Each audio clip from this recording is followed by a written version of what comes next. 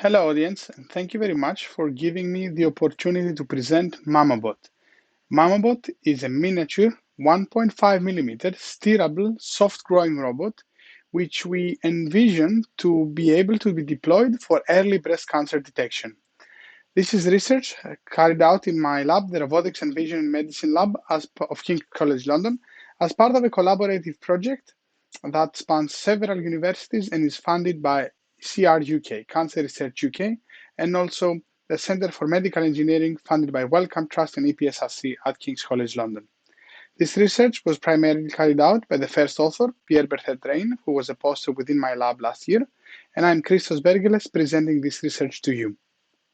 Early breast cancer manifests as what is called localized ductal carcinoma in situ, which are small cancers not detectable with the conventional means of mammography, but detectable perhaps through endoscopic mechanisms, such as the one that we will present to you today. These ductal carcinomas in situ are found in the mammary ducts of the breast, and when they are further developed, they become invasive cancers. They can potentially be detected by mammography, but then we maintain that it is too late to detect them. So what we would like to do is to create a robotic system that could go through the nipple of the breast to all these mammary ducts, and then through optical biopsies and other spectroscopic imaging modalities, be able to identify whether there is cancer or not. Now, the fundamental principle behind the robot that we are trying to create is minimizing invasion. What we would like to do is to, instead of having a catheter push through, instead of having an endoscope being pushed through, have something better, something that would be even less invasive. So to give you an idea on how mammary duct inspection through endoscopic means is carried out today, please see this subsequent video. So with what we have on the left is the clinician inserting in the nipple a trocar, and through there they will insert a fibroscope or potentially a rigid straight endoscope, and they would be able to acquire images like the ones that you can see on the right-hand side. So the quality is not terrific, but still you are able to understand that you are moving within a lumen. You are able to understand that you're looking at something cancerous. And these are the sort of means images that we would like to be able to acquire, but not just as the few centimeters within the duct, but also through the entire mammary duct and explore the entirety of that network. And we went back to be inspired, and we looked into the literature for catheter robots and concentric tube robots and a variety of other continuum robots. But what all these robots had in common were that they had to be pushed from the back. So if you push something from the back within a fragile lumen, then you're causing shear forces and friction with the anatomy, and this means that you can cause damage. So what we wanted to do is to have a robot that does not exhibit this behavior, and inspiration was from the growing robots that were developed at Stanford. A growing robot is an inverting robot, which is essentially unfolding as it grows. It grows through pressure, and when this technology was first invented, it was showcased for maximum elongations and a fairly large diameter of robots. So these robots are growing by a reel that is attached on the backside, and through pressurization, this reel, which is essentially a plastic bag which is inverted on itself, unfolds, and so it can grow and can also be retracted. Now, these growing robots are fantastic, but there are several shortcomings that prohibit them from being applied in clinical applications. So these are the challenges that we sought out to investigate and solve, inspired by the MAMMOBOT project. The first challenge to intraluminal deployment is miniaturization. How can we make these growing robots small? How can we make them a mesoscale, couple of millimeters? How can we make them even below a millimeter, should we wish to access even smaller diameters within the human body? How can we functionalize them? Is there a way through which we can pass tools to their tip?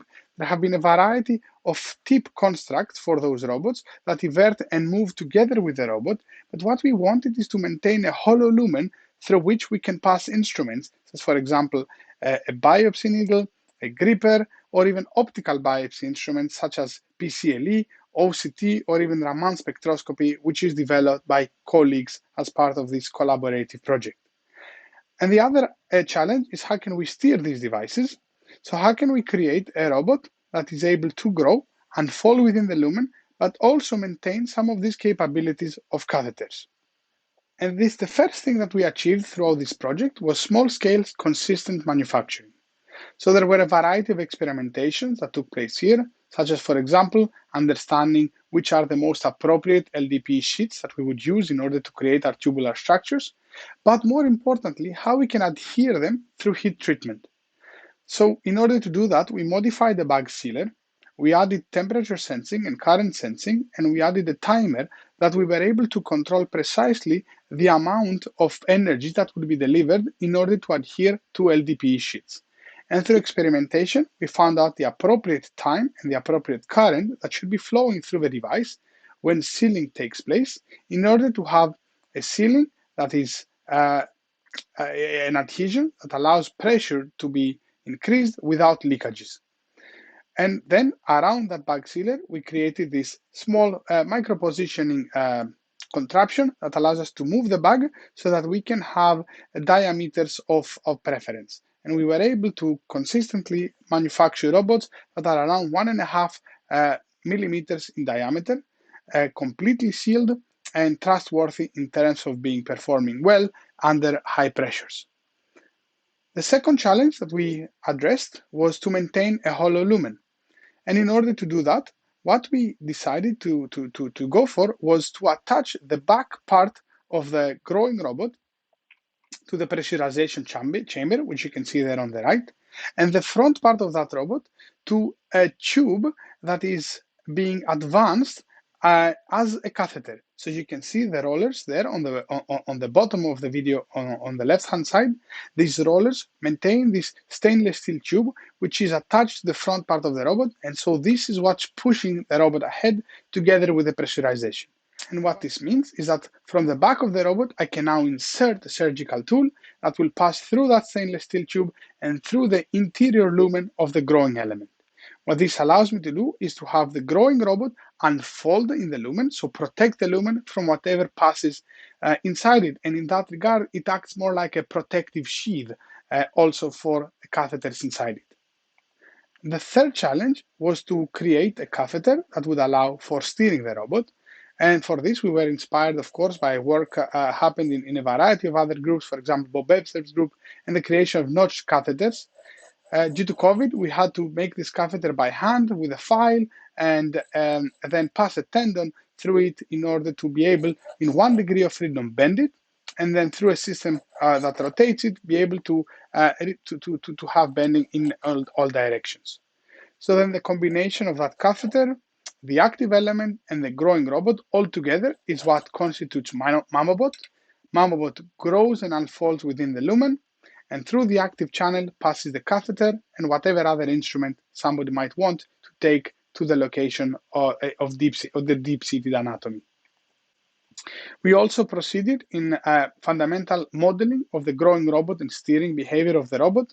We did this by adding information and adding capabilities to the TNT dyne package that is being developed, that was pioneered and developed by my postdoc, Seged Mohammed Hadi Sadati, who is really an expert in reduced order modeling. And what he was able to do is to model this growing behavior, model interaction with obstacles. Still, this is early stage of this research, but what we can do is we can start building controllers that allows us to move these robots, even in S-curves, back and forth through the anatomy, and also have fundamental interactions with tissue. Now, what you can see in the image on the video on the right is that in order to control this robot, we had to come up with a duty steering with duty cycle controller.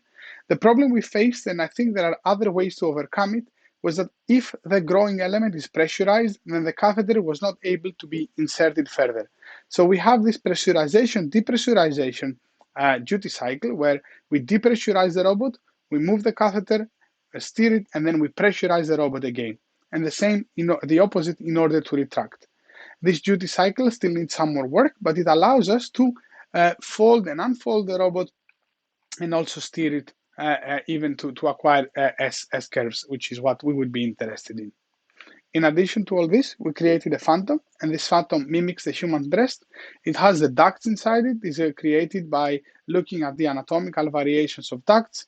Now the next step is to be able to fully deploy it within transparent ducts and see how we are able to navigate based on onboard imaging information. Our current state of research is to redesign the catheter. The notches that we had done led to fatigue and the catheter breaking after a few iterations.